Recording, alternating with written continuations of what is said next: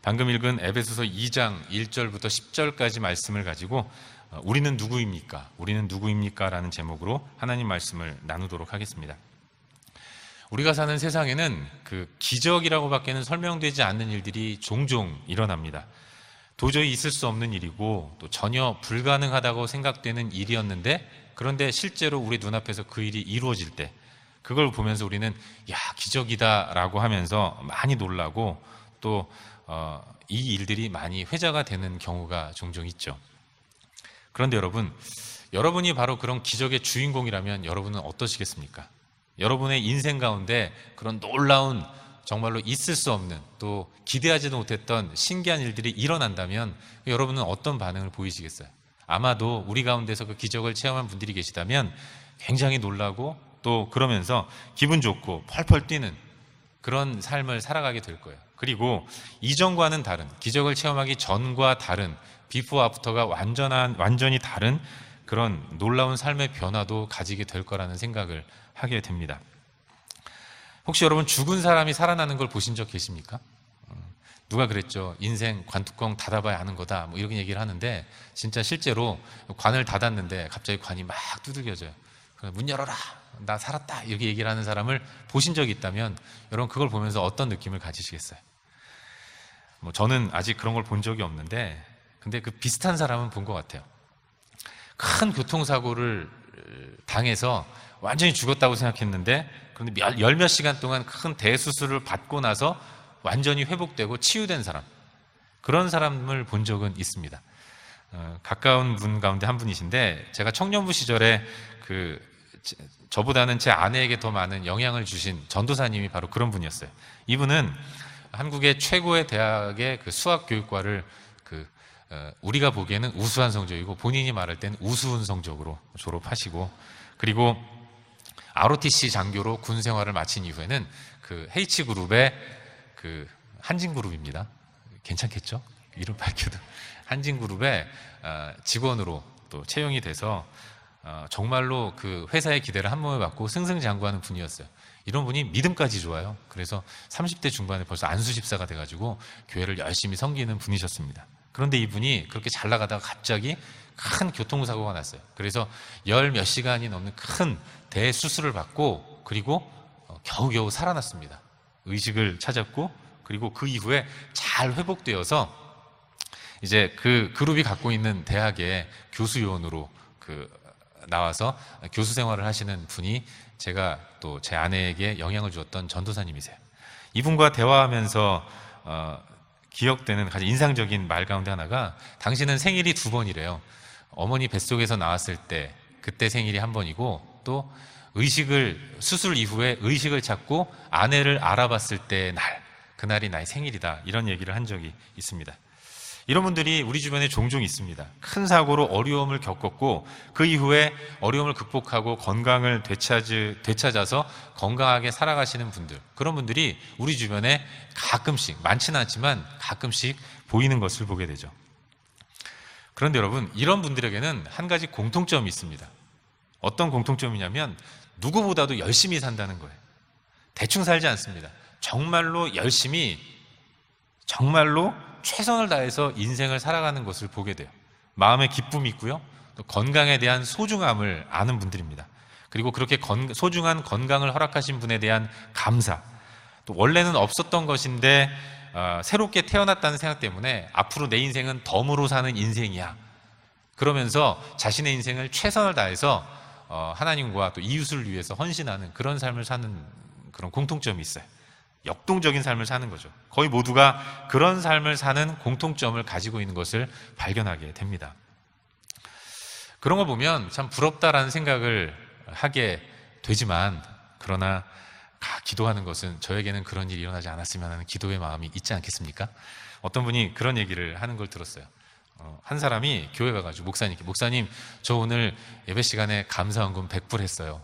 제가 교회 오는데 자동차 사고가 나가지고 자동차가 6바퀴 반을 돌았는데 제가 이렇게 건강한 모습으로 나와서 예배를 드렸습니다. 이게 너무 감사해서 감사헌금 100불 했습니다.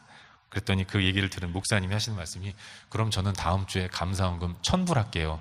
왜냐하면 오늘 저는 교회에 올 때 아무 일도 일어나지 않았기 때문입니다. 이런 얘기를 했다는 얘기를 들은 적이 있어요. 사실 요즘처럼 변화무쌍한 세상에서는 평범한 것이 오히려 기적이라고 생각되는 경우가 더 많다는 것을 느끼게 되는 거죠.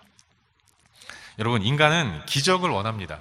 그리고 기적을 체험하면 그의 삶 가운데 놀라운 변화가 있게 마련이에요. 기적을 체험하면 기적을 체험하기 전과 후의 삶이 터닝 포인트라고 해서 완전히 변화되는 경우가 얼마나 많은지 모르는 거죠. 그런데 사실 가만히 생각해 보면 지금 이 시간 예배하는 저와 여러분, 우리도 우리 인생 가운데 놀라운 기적을 체험한 사람들이라는 것입니다. 오늘 말씀 1절을 보면 뭐라고 기록하고 있는가 한번 읽어보기를 바라는데요. 1절 말씀 함께 읽겠습니다. 시작. 그는 허물과 죄로 죽었던 너희를 살리셨도다. 죽었던 너희를 살리셨다는 거예요. 허물과 죄로 죽었던 나를 살리셨다. 우리는 원래 죽은 존재였습니다. 나의 허물과 나의 죄, 그 허물과 죄의 대가가 죽음인데 나는 허물이 있고 죄가 있는 사람이기 때문에 이미 죽은 존재였어요. 그런데 어느 날 갑자기 하나님께서 나를 살려주셨다는 것입니다. 나는 죽었는데, 원래 죽은 존재였는데 하나님은 그런 나를 살려주셨다는 거예요. 여러분, 우린 다 죽지 않습니까? 인간은 다 죽는 존재예요. 언제 죽을지 모르는 것 뿐이지 죽는다는 것은 다 똑같습니다. 한 번 죽는 것은 사람에게 정하신 것이요, 성경이 말씀하고 있어요. 인간의 실존은 바로 죽음을 경험한다는 것입니다. 그런데 바로 그 죽음 때문에 그 죽음이 우리를 공포의 도가니로 몰아넣는 거예요. 죽음 이후에 더 이상 숨을 쉬지 못하는 때를 맞이한 이후에 나는 어디로 갈 것인가, 이걸 확실하게 모르기 때문에, 그래서 인간 가운데는 죽음으로 인한 공포와 두려움, 이것이 계속해서 우리를 공격하는 것입니다. 여러분, 인간이 불행한 이유는 바로 죽음 때문에 그래요.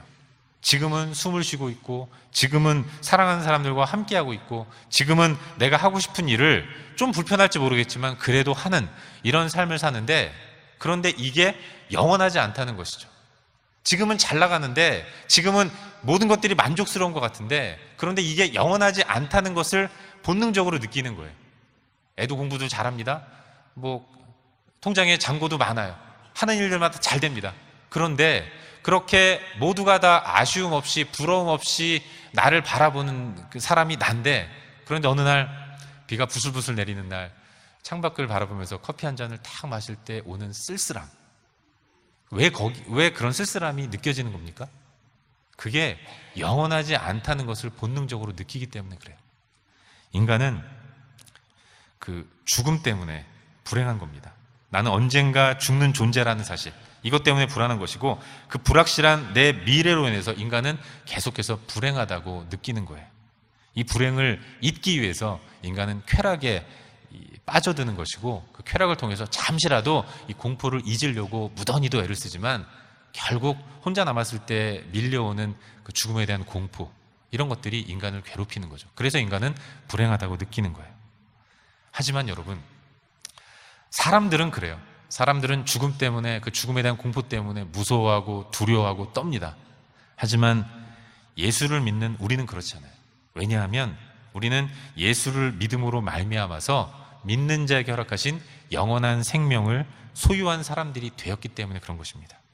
인간의 불행이 앞으로 다가올 죽음에 대한 두려움 때문에 비롯된 것인데, 그리고 그 죽음이 인간을 불행하게 만드는데, 그러나 저와 여러분, 예수를 믿는 우리들은 이미 영원한 생명을 소유한, 영생을 소유한 사람들이 되었다는 것입니다. 그래서 우리는 불행과는 상관없는 인생을 살아갈 수 있게 된 거예요. 불행의 반대, 행복이잖아요. 결국 우리는 예수 그리스도를 믿는 믿음 때문에 영원한 생명을 소유하게 되었고, 그래서 우리는 행복한 사람인 것입니다. 인간을 불행하게 만드는 죽음, 그 죽음을 경험하지 않는 사람이 되었기 때문에 우리는 참으로 행복한 사람이라고 말할 수 있는 것입니다. 우리는 예수 그리스도의 은혜로 이미 행복을 소유한 행복한 사람들인 거예요. 하지만 여러분, 정말로 행복하십니까? 말씀으로는, 강단에서는 여러분은 행복한 사람이다 말은 하지만, 그러나 정말로 내가 행복한가? 마냥 행복에 이어서 즐겁게 뛰며 춤추고 있는가? 정직하게 내 자신에게 물어보면 그런 건 아닌 것 같아요. 우리는 예수를 믿습니다. 100번 생각해도 나는 예수를 믿어요. 하지만 내가 정말로 행복한가? 이걸 생각하면 사실은 자신이 없어질 때가 굉장히 많은 것이죠. 특히나 일이 제대로 돌아가지 않을 때, 이렇게 저렇게 쫓기고 몰리는 상황에 처해 있을 때, 또 사람들과의 관계가 불편해지고 내가 원하고 계획한 대로 일들이 잘 이루어지지 않을 때, 그럴 때 그런 일들을 경험하게 되면 나는 정말로 행복한 존재인가? 이런 것들이 자꾸 의심으로 다가오는 것입니다. 하지만 여러분, 이런 게 있어요. 제가 한국에서 사역할 때 어느 수요일 오후였던 것으로 기억되는데, 어느 집사님이 사무실에 들어오시더니 이렇게 얘기하면, 누구 저한테 5천 원만 꿔주세요. 이렇게 얘기하는 거예요. 아유, 글쎄 내가 지갑에 돈이 한 푼도 없네요. 5천 원만 꿔줄 사람 없어요? 이렇게 물어보는 거예요. 그런데 여러분, 이분이 어떤 분인가? 이분은 돈 몇천 원이 없는 가난한 사람이 아니었어요. 오히려 이분은 그 교회에서 가장 돈이 많은 분입니다.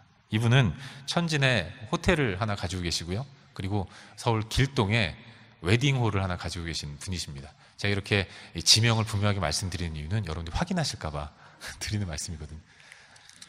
성도들에게 식사 대접도 잘 하시는 분이고, 또 물론 지금은 저 같은 사람도 외제차를 타고 다니지만 그분은 한국에서 몇 안 되는 외제차를 움직이시는 분이셨습니다. B로 시작하는 차 있잖아요. 그걸 가지고 다니. 교회 주차장에 유일하게 세워져 있는 외제차, 그분 차였어요. 우린 그런 분들 가리켜서 이제 전문용어로 부자라고 얘기를 하죠. 이 부자이신 분이, 그런데 이 돈 많으신 분이 그날 그때 사무실에 들어가지고 나 5천 원만 꿔주세요. 5천 원이면 5불이잖아요. 5달러가 없어가지고 돈 좀 꿔주세요. 이렇게 얘기했다는 겁니다. 여러분, 그럴 수 있죠. 부자라고 현금, 캐시가 늘 지갑에 있는 것은 아니지 않습니까? 상대적으로 그때 바로 그 시간에 딱 돈이 떨어져서 당황스러움을 경험할 때가 종종 있는 거예요. 하지만 그렇다고 해서 그 사람을 가난한 사람이라고 얘기하지는 않는 겁니다. 우리 신앙도 마찬가지예요. 우리는 행복한 사람들입니다. 우리의 존재는 행복한 사람이라는 거예요. 예수 그리스도를 믿고 예수의 복음으로 말미암아서 구원을 얻어서 영원한 생명을 소유한 사람들, 그게 우리이고, 내 공로가 아니라, 내 실력과 내 능력이 아니라 예수 그리스도의 십자가 공로로 인해서 우리는 행복한 사람으로 완전히 변화된 겁니다. 그냥 옷만 갈아입은 것이 아니라, 무늬만 칠한 것이 아니라, 우리의 신분이 완전히 변화된 행복한 사람으로 변화된 거예요. 하지만 그럼에도 불구하고 나는 이미 행복을 소유한 행복한 사람임에도 불구하고, 그러나 때로 이 땅을 살아가면서 가끔씩 우리는 내가 정말로 행복한 사람인가 의심할 때가 종종 있어요. 힘들 때도 있고 짜증날 때도 있습니다. 내 마음대로 되지 않는 세상, 또는 내가 생각하는 원리 원칙대로 움직이지 않는 세상을 바라보면서 안타까움을 가질 때도 있어요.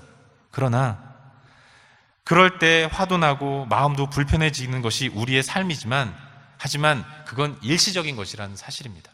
순간순간 만나는 여러 가지 피곤하고 마음에 안 들고 괴로운 이런 우리 주변의 환경과 상황들이 결코 우리의 존재 자체를 바꿔놓을 수는 없는 거예요.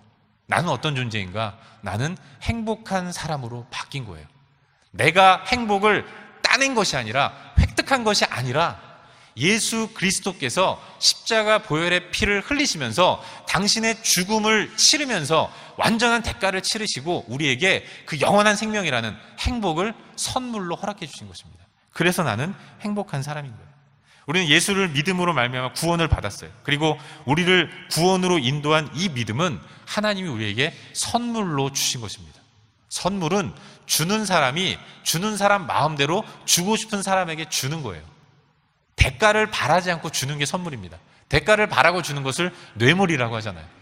그런데 하나님 우리에게, 예수 믿는 우리에게 이 믿음을 선물로 주셔서 우리가 예수를 믿게 만드셨다는 것입니다. 에베소서 2장 8절 말씀은 이렇게 기록하고 있습니다. 우리 다 같이 에베소서 2장 8절을 읽겠습니다. 시작. 너희는 그 은혜를 인하여 믿음으로 말미암아 구원을 받았으니 이것이 너희에게서 난 것이 아니요 하나님의 선물이라. 은혜로 말미암아, 믿음으로 말미암아 구원을 얻었어요. 우리는 믿음으로 구원을 얻었는데, 우리를 구원으로 인도한 믿음, 이것도 내가 믿어서 그런 것이 아니라 믿도록 이 믿음을 하나님께서 선물로 주셨다는 것입니다. 왜 내게 성령 주셔서 내 마음을 감동해 주 예수 믿게 하는지 난 알 수 없도다. 난 알 수 없도다. 난 모르는 겁니다. 왠지는 모르겠어요. 그런데 언젠가부터 예수 그리스도가 믿어지는 겁니다. 그분이 나의 모든 죄를 대신 짊어지시고 십자가에 못 박혀 돌아가셨다는 것, 그리고 다시 살아나셨다는 것, 다시 살아나셔서 나를 구원하셨다는 것. 과거에는 누가 이런 얘기하면 야, 이 계명천지에, 이 최첨단 시대에 어떻게 그런 걸 믿고 있냐, 이런 생각을 하는 게 나였는데, 근데 어느 순간 똑같은 그 말이 이제 내 마음 가운데 감동으로 다가오는 겁니다. 믿어지는 겁니다. 어떻게 이런 일이 벌어져요? 내가 믿는 게 아니라 하나님이 나에게 믿음을 선물로 주셔서 예수 그리스도를 믿게 만드신 거예요. 그리고 내가 주님이 선물로 주신 믿음 때문에 예수를 믿는다고, 나의 주, 나의 하나님이라고 고백하니까 하나님이 기다렸다는 듯이 그 고백을 받으시고 너에게 영원한 생명을 허락해 주겠다, 구원을 주시겠다고 말씀하신 것입니다. 그래서 우리는 구원을 받은, 영원한 생명을 소유한 행복한 사람이 된 것입니다. 그리고 이 구원이라는 것은 모든 불행과 또 불행하다고 느끼는 모든 감정들로부터도 건져내는 거예요. 구원이라는 단어의 뜻이 어딘가로부터 건져낸다는 것인데, 우리의 실존을 건져내는 것도 구원이지만 실존을 건져내는 것뿐만 아니라 절망과 좌절과 괴로움과 슬픔의 감정들로부터도 건져주는 것, 그게 구원인 것입니다. 여전히 땅을 밟고 하늘 아래 살아가는, 죄성을 가지고 살아가는 우리는 끊임없이 불행을 느끼고 괴롭고 힘든 상황들을 맞이할 때마다 힘들어하지만, 그러나 우리가 어떤 존재인가를 기억하는 가운데 이 불행의 감정들 또한 던져버릴 수 있고 벗어날 수 있는 것입니다. 하나님 우리가 허락하신 구원은 이와 같이 완벽한 거예요. 우리는 예수 그리스도를 말미암아 풍성한 삶을 누리는 하나님의 사람들이 되었습니다. 이걸 잊지 말아야 돼요. 이 땅에서 가끔은 또 잠깐 동안 어려움을 겪기도 합니다. 한계를 경험하기도 해요. 힘들어할 수도 있습니다. 괴로워할 수도 있어요. 그러나 근본적으로 예수를 믿고 사랑하는 우리들의 삶은 그럼에도 불구하고 행복하고 풍성한 삶이라는 사실, 그걸 믿으시길 바랍니다. 여러분, 제가 왜 이런 얘기를 합니까? 우리는 우리의 정체성을 잘 알아야 하기 때문에 그래요.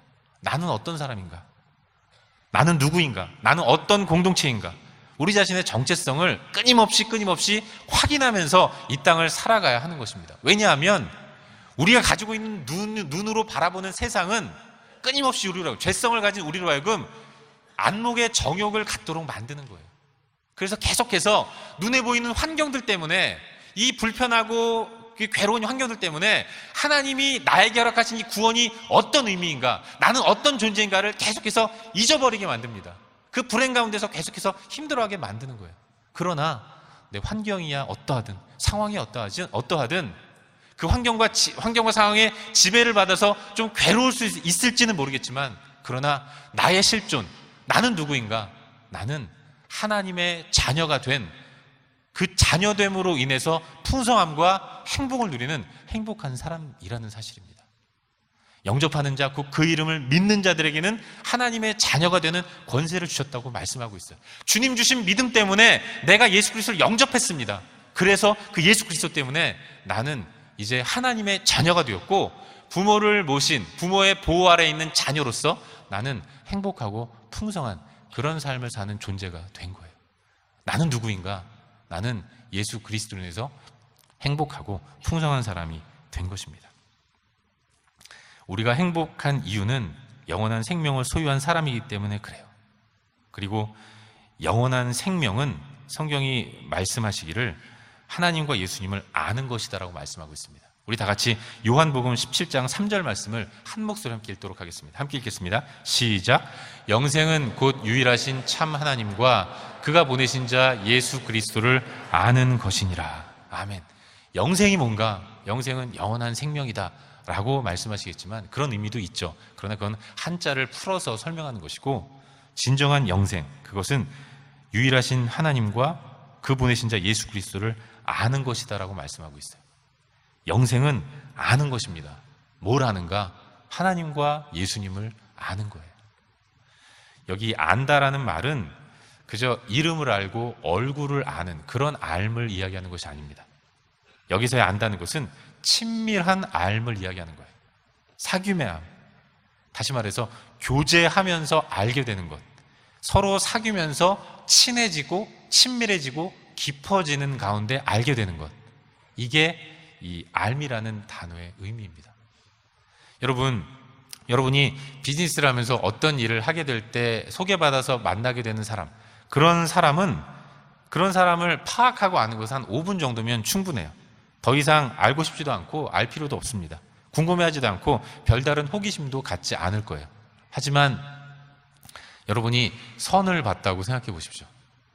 소개팅을 하고 미팅을 해서 만나게 된 그 남자, 그 여자가 그런데 너무 예뻐요. 너무 아름답습니다. 너무 마음에 들어요. 그러면 어떻겠습니까? 자꾸 만나고 싶겠죠. 만나서 이야기하는 가운데 그 사람을 더 많이 알아가요. 자꾸 만나면 만날수록 더 많이 알아가게 되는데 알면 알수록 더 알고 싶은 겁니다.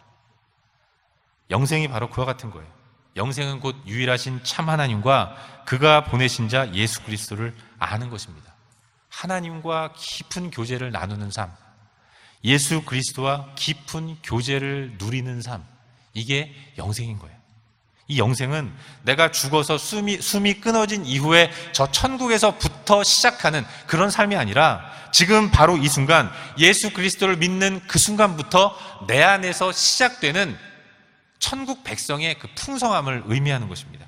주님과 깊은 교제를 나누는 그런 삶이 천국에서 사는 것이 아니라 바로 예수를 영접한 그 순간부터 내가 그 삶을 시작하게 되는 거예요. 볼지어다 내가 문 밖에 서서 두드리노니, 주님이 우리의 마음을 두드리십니다. 내가 그 음성을 듣고 문을 열면 주님이 내 마음 가운데 들어오세요. 들어오셔서 뭘 하십니까? 그는 나로 더불어 먹고 나는 그로 더불어 먹으리라.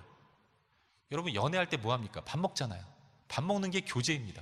주님과 내가 더불어 먹고 마시는, 교제하는 그 행복과 풍성한 삶을 시작하는 것입니다. 영생은 천국 백성의 삶인데, 이 삶은 내가 숨이 끊어지고 천국에서부터 시작하는 삶이 아니라 예수 그리스도를 마음의 구주로 영접한 그 순간부터 주님이 내 마음에 들어오셔서부터 시작되는, 지금 이 땅에서부터 시작되는 행복하고 풍성한 교제의 삶이라는 것입니다.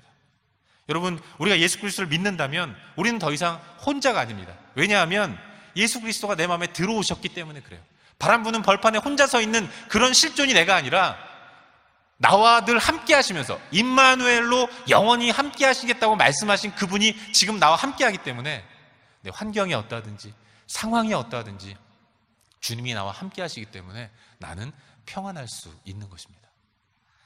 나를 사랑하시되 죽기까지 사랑하신 예수 그리스도, 자기 백성을 영원히 떠나지 않겠다고 약속하신 그 임마누엘 되시는 주님, 그분과 영원히 함께하고 함께 걷는, 함께하고 함께 가는 이러한 삶이 영생이기 때문에 그 영생을 소유한 나는 그래서 행복한 사람이고 그래서 행복한 존재인 것입니다. 그리고 그런 풍성함을 소유한 우리 또한 이 땅을 복되게 풍성하게 살아갈 수 있는 거예요.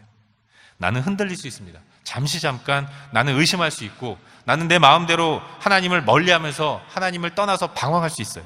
하지만 우리와 교제하기를 원하시는 하나님, 그분은 지금도 살아계셔서 나를 떠나지 않으시는 겁니다.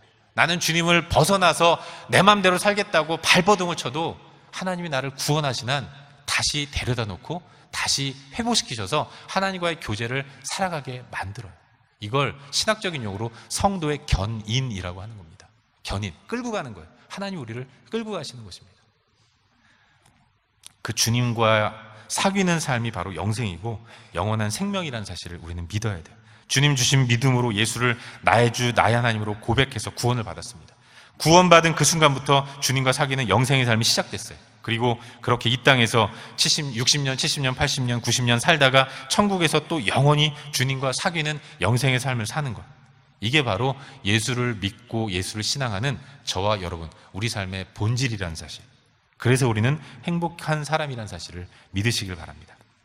사랑하는 여러분, 우리의 행복의 이유가 영원한 생명에 있기 때문에, 그 영생은 또 주님과 교제하는 것을 의미하는 것이기 때문에 우리는 행복한 사람입니다. 그러나 그럼에도 불구하고 우리가 이미 소유한 행복을 누리지 못한다면 이유는 하나입니다.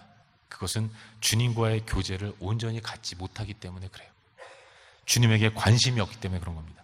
더 원색적으로 말하면 주님을 사랑하지 않기 때문에 그런 겁니다.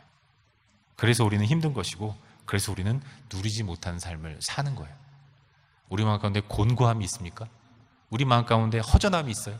내 마음 가운데 이유를 알 수 없는 불안함과 고통과 괴로움이 있습니까? 그때는 TV 보는 게 아닙니다. 도깨비 보는 거 아니고, 또 뭐 있죠? 그런 거 보는 거 아니고 하나님 앞으로 나아가야 돼요. 기도의 자리로 나아가는 것입니다. 내 상황이 흔들립니까? 그것 때문에 괴롭고 불안하고 괴롭습니까? 그때 우리가 해야 할 일은 하나님과의 관계를 정립하는 거예요. 조용히 주 앞에 나아가서 엎드려 기도하는 모습, 그게 성도인 우리에게 필요한 모습이라는 사실을 믿으시길 바랍니다. 우리의 삶 가운데 기쁨이 없다면 그것은 주님의 인도하심에 대한 신뢰가 없기 때문에 그래요. 왜 우리의 삶 가운데 우리의 삶이 이토록 몸이 건조합니까? 그것은 주님을 향한 그 사랑의 마음이 어딘가 모르게 식어졌기 때문에 그렇습니다. 우리 예배 가운데 은혜의 소낙비가 늘 비켜간다면 그것은 주님을 향한 갈망의 마음이 없이 예배 자리로 나오기 때문에 그런 것입니다. 입술로는 고백해요. 머리로는 인정합니다. 하지만 우리의 가슴 속에는 눈에 보이지 않는 하나님이 정말로 나에게 기쁨을 주시는 분인가라는 의심을 가지고 예배하고 의심을 가지고 살아갈 때 우리는 연약하고 부족하고 넘어지는 그런 삶을 살 수밖에 없는 거예요. 사랑하는 여러분, 이스라엘 백성들은 그 옛날 이집트의 노예로 비참한 삶을 살아갔습니다. 이집트에서, 애굽에서 노예로 살아가던 사람들, 그들의 삶의 실존은, 또 그들의 삶의 정체성은 노예였어요. 그런 그들에게 하나님이 모세라는 걸출한 영웅을 보내주셔서 이제 그들을 애굽에서 나오게 하셔서 자유인이 되게 하셨습니다. 그리고 자유인이 마땅히 살아가야 할 땅, 젖과 꿀이 흐르는 가나안 땅으로 인도해 가셨어요. 그러나 억압의 이집트를 떠나서 자유인이 살아가게 될 가나안 땅으로 들어가기까지는 이집트와 가나안 사이에는 반드시 필연적으로 광야라는 공간이 있었던 것입니다. 이 길을 건너가야 진정한 자유인으로 마음껏 누리며 살아갈 가나안 땅을 만나게 되는 거였어요. 이스라엘은 이 광야의 길을 걸어가면서 어느 때는 감사했습니다. 또 어느 때는 불평했어요. 어느 때는 확신에 가득 차서 힘차게 발걸음을 내디딘 적도 있었을 겁니다. 하지만 어느 때는 과연 이 길에 끝이 있을까? 과연 나는 가나안 땅을 밟기나 할 수 있을까? 불안한 마음 가운데 괴롭고 힘든, 그래서 한숨도 못 자는 그런 밤을 지내는 날도 있었을 거예요. 하지만 분명하고 한 가지는, 그것은 이집트를 나온 이스라엘은 자유인이 되었다는 것입니다. 불안한 마음으로 광야를 걸어가는 사람이건, 기쁘고 행복한 마음으로 그 광야의 길을 한 걸음 한 걸음 걸어가는 사람이건, 동일하게 불평하는 사람이건 감사한 사람이건 그들은 모두가 다 자유인이라는 거예요. 애굽에서 해방되어서 이제 행복을 경험하는 자유인이 되었다는 사실, 이것만큼은 변함이 없는 것입니다. 우리도 마찬가지예요.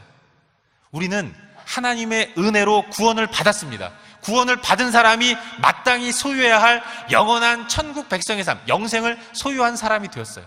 그러나 우리 가운데는 때로는 이 영생의 감격 때문에 나를 구원하신 하나님의 은혜가 감사해서 날마다 할렐루야 찬양하면서 기쁘게 살아가는 날도 있지만, 그러나 어느 때는 하나님이 인식되지 않고 하나님이 없는 것 같고 나는 불안하고 그래서 힘들고 버겁게 이 땅을 살아갈 때도 있습니다. 그러나 중요한 것은 나는 구원받았다는 거예요. 여러분, 이스라엘 백성들, 하나님께서 애굽에게 내린 재앙 가운데 마지막 재앙이 장자의 죽음이잖아요. 하나님 명령하셨습니다. 이스라엘 백성들에게 모세와 아론을 통해서 명령하셨는데, 너희는 양의 피를 가지고 문설주에 발라라. 주의 천사가 그 문설주에 양의 피가 발려져 있는 집은 넘어갈 것이다.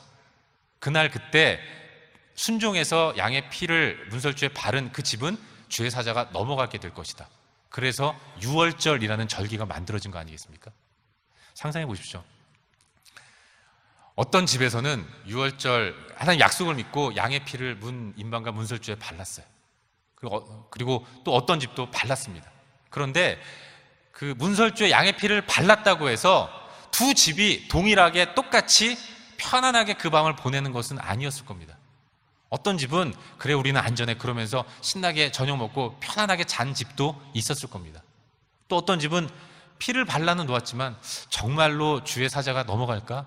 우리 집을 잘못 봐가지고 빨간색인데 검은색으로 잘못 봐가지고 주의 천사가 생맹이어가지고 색깔을 구별 못해서 잘못 들어가지고 우리 장자를 죽이면 어떡하지? 불안한 마음 가운데 한숨도 못 잔 집도 있었을 겁니다.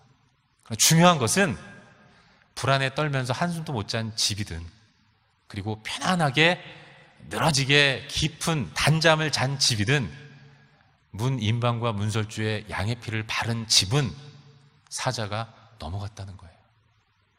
우리도 마찬가지입니다. 나는 구원받은 하나님의 백성이에요. 이제 그 구원을 누리는 삶을 살아야 합니다. 우리 가운데 이 즈음에 마음 가운데 평안이 없고 불안함이 있고 그 가운데서 하나님이 좀처럼 느껴지지 않는 힘든 시간을 보내는 분들이 계시다면 회복을 위해서 기도하시길 바랍니다. 주 앞으로 좀 더 나아갔으면 좋겠어요. 그리고 무너진 하나님과의 관계를 회복하는 우리가 될 수 있었으면 좋겠습니다. 주님은 인자하셔서, 주님은 사랑이 많으셔서 우리를 받으시고 우리 가운데 큰 은혜를 베푸실 줄로 믿습니다. 여러분, 우리가 힘들 때 그때 해야 될 게 기도예요. 그때 해야 될 게 말씀 앞으로 나오는 것입니다. 그때 해야 할 것이 겸손히 무릎 꿇고 기도하는 거예요. 바라기는 온전한 하나님의 사랑을 확신하고 믿음으로 나아갈 수 있기를 바랍니다. 나는 누구인가? 우리는 행복한 사람이에요.